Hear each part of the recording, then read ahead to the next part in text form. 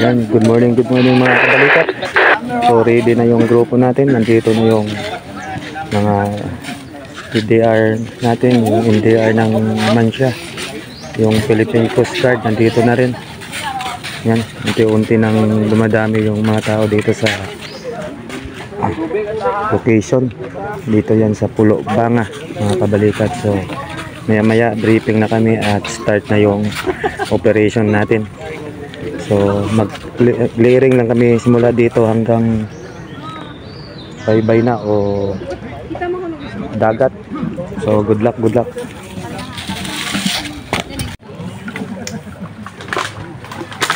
Location natin ngayon mga kabalikat, dito tayo ngayon sa pinagkalunuran ng biktima. So clearing to bago kami pupunta ng baybayin o dagat. I-clear namin ulit kahit ilang beses na to sinisid ng mga rescuer natin. Sisirin pa rin natin ulit sa pang-7 na araw. Kung nakikita nyo dun sa unahan mga kabalikat, may dalawang heavy equipment doon na gumagawa din ng kanal para yung ibang tubig dun sa kabila dumaan para lalong bumawas yung tubig dito o bumaba, para malaking tulong yan sa paghanap. So kasama natin ngayon yung PDR ng Kalibo. Okay, kasama natin yan, yung mga kabalikat natin. Marami din tayong bystander sa taas. So kaming mga kabalikat still monitoring lang.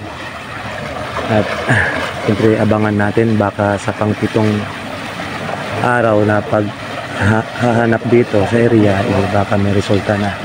So clearing operation na to mga kabalikat. I-clear namin hanggang sa baba bago pupunta ng baybay o dagat. Yan. So abangan na lang natin mga kabalikat. Yan mga kabalikat. So doon sila uuna sisisid sa lunuran ng biktima. Ayan. So ayun mga kabalikat, yung unang sumisid doon umalis na. Susunod naman yung mga tinigaw na mga divers. Ayan, at saka mayroon pang mga ibang individual na gusto tumulong. Ayan, bali yung PDR natin nasa 2, 4, 6, 7 person.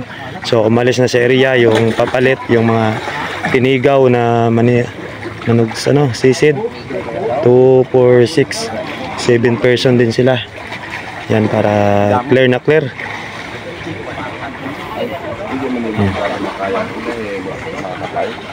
Ako tumakas kami kundi kung magbalik kami. Yan, nagsimula na silang sumisid mga kabalikat. Yan mga kabalikat, may mga divers tayo dito na hindi compressor yung gamit, oxygen. Saka meron lang silang mahabang hose. Bali yan yung gagamitin nila pang sisid dun sa pinakamalalim na location kung saan nalunod yung victim natin. Yan, meron silang malalaking tangke ng oxygen.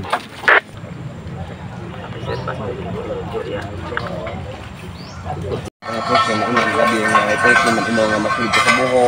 Siyempre naisip man nimo nga basi kung isapat sa dalan so bas ko ganun bitago naman ang sulit dalan pa tubang nga portion no. Kaya na dukan man ikaw ron. Wala ma'am. Wala man ko gamit, mano-mano naman ako. Anong kumagyo? May anak, may kanaon makisuti. Itong sinangag ganing mo itong itik.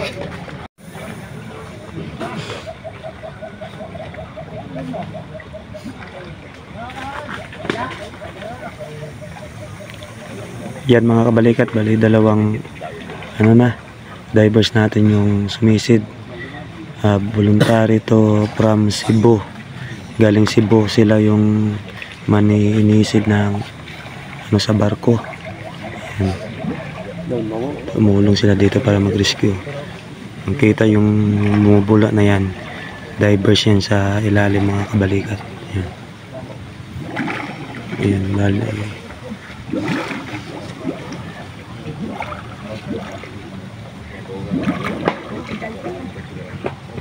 Bali yung gamit nila mga kabalikat, yung ano, oxygen tank with hose. Yan yung ginagamit nila.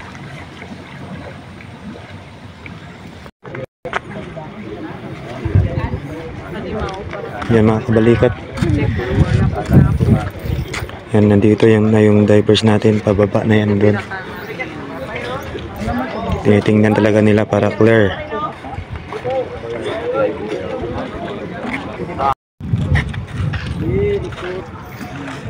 Yan mga kabalikat, nandito rin si Mr. Kabangon, yung divers, yung na Jessica Soho na sumisid ng sing-sing ng foreigner wedding ring, kaya na nag-viral, kaya na Jessica Soho.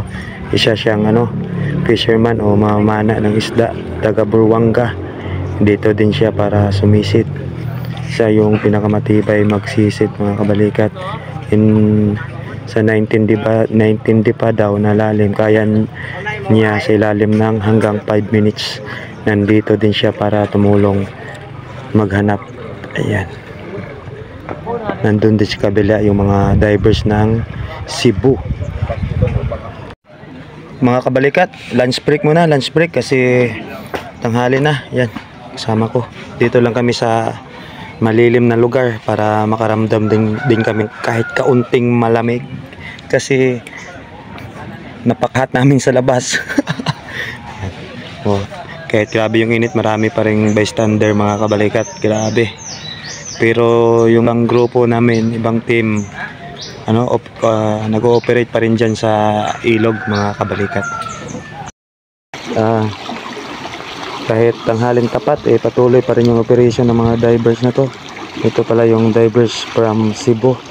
Ayan, bali 5 sila.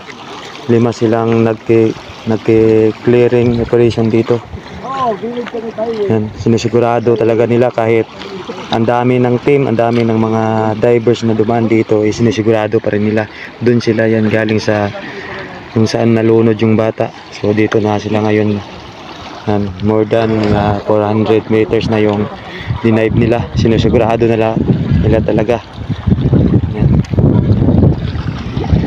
Nandito rin kanina yung swimmer na from Burwanga na Jessica Soho.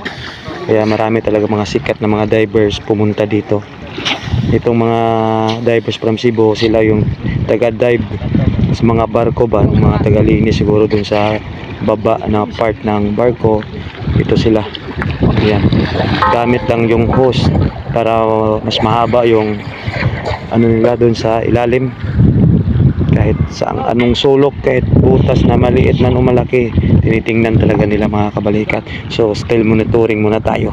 So launa na ng hapon, hapon na naman, sana makita na natin ngayong araw kasi 7 days na ngayon na pinaghahanap si Joros mga kabalikat.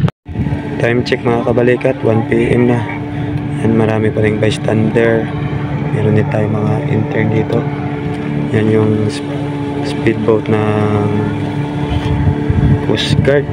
Oh, kahit kalmado yung, tingnan natin kalmado yung ilog, pero nahihirapan pa rin yung speedboat nila kasi napakalakas talaga ng agos ng tubig. Parang napipiki tayo pag tiningnan, pero pag lumusong ka dyan, sigurado saan ka pupulutin. Ubus pirsa na yung makina.